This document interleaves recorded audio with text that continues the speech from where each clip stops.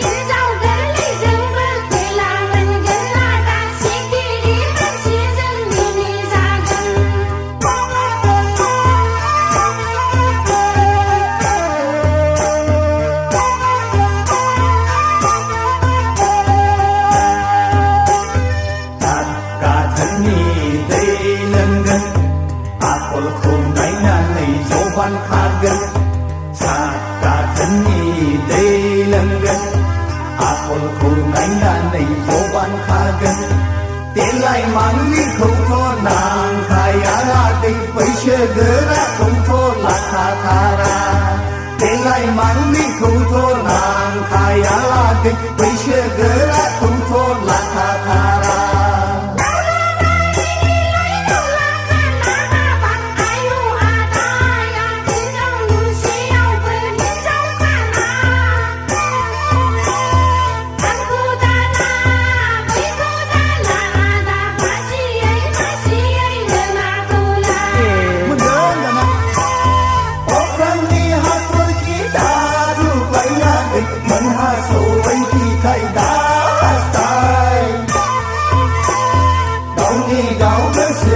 Sampai na la la dik arja yai bat na kau darung la